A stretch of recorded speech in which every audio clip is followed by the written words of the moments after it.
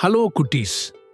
நாம இன்னைக்கு ஒரு காது கேட்காத தவளை பத்தின கதையை தான் பார்க்க போறோம். ஆரம்பிக்கலாமா? ஒரு காலத்துல ஒரு அமைதியான குளத்தில ஒரு தவளை வாழ்ந்து வந்தது. அதன் பெயர் முத்து. முத்து மற்ற தவளைகளைப் போல் கிடையாது. ஏனென்றால் அதற்கு பிறந்ததிலிருந்து காது கேட்காது. அவனுடைய நண்பர்கள் எழுப்பும் சத்தங்களையும் காற்றில் அசையும் இலைகளின் சலசலப்புகளையும் அவனால் கேட்க முடியாது. முத்துவுக்கு காது கேட்க முடியாமல் இருந்தாலும் அது எப்போதும் சந்தோஷமாக அந்த குளத்தை சுற்றி தாவி குதித்து கொண்டுதான் இருக்கும். அதனுடைய பார்வையில் இந்த உலகத்தை ரசித்துக் கொண்டுதான் இருக்கும். ஒரு காலை பொழுதில் அங்கே இருந்த தவளைகள் எல்லாம் ஓட்டப் போட்டி விளையாட முடிவு செய்தனர். இந்த போட்டியில் வேகமாக யார் முதலில் வருகிறார்களோ அவர்களுக்கு பெரிய சாருள்ள வண்டு பரிசாக கிடைக்கும். முத்துவும் போட்டியில் கலந்து கொள்ள ஆசைப்பட்டது. ஆனால் அங்கிருந்த மற்ற தவளைகள் முத்துவை பார்த்து சிரித்தார்கள். நீ ஓடுவதற்கு முன் நாங்கள் கொடுக்கும் மணி சத்தம் கேட்காமல் உன்னால் எப்படி ஓட முடியும் என்று தவளைகள் கிண்டல் செய்தது. ஆனால் முத்து விட்டு கொடுக்கவில்லை. அவன் சிரித்துக் கொண்டே கூறினான், என்னால் அந்த சத்தத்தை கேட்க முடியாது. ஆனால் எனக்கு மற்றவர்கள் ஓடுவதை பார்க்க முடியும்.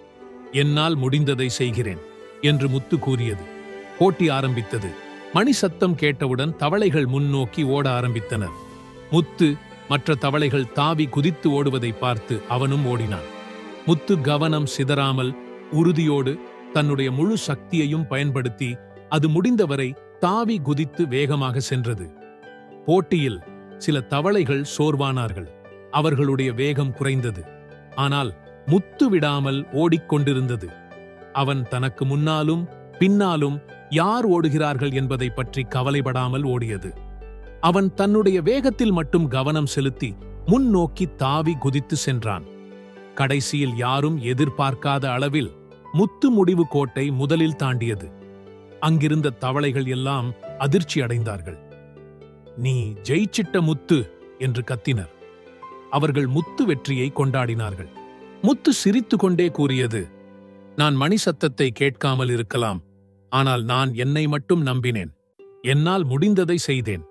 மத்தவங்க என்ன யோசிக்கிறாங்க, என்ன பேசுறாங்க, அது ஒரு விஷயமே இல்ல.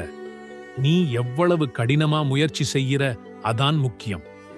கதையின் நீதி என்னவென்றால், வேறுபாடுகளும் சவால்களும் உங்களை தடுத்து நிறுத்த ஒருபோதும் அனுமதிக்காதீர்கள். உங்களை முழுமையாக நம்புங்கள். உங்களுடைய வலிமையில் கவனம் செலுத்துங்கள். எப்போதும் உங்களால் முடிந்ததை செய்யுங்கள். எல்லோரிடமும் ஏதோ சிறப்பான விஷயம் கண்டிப்பாக இருக்கும்.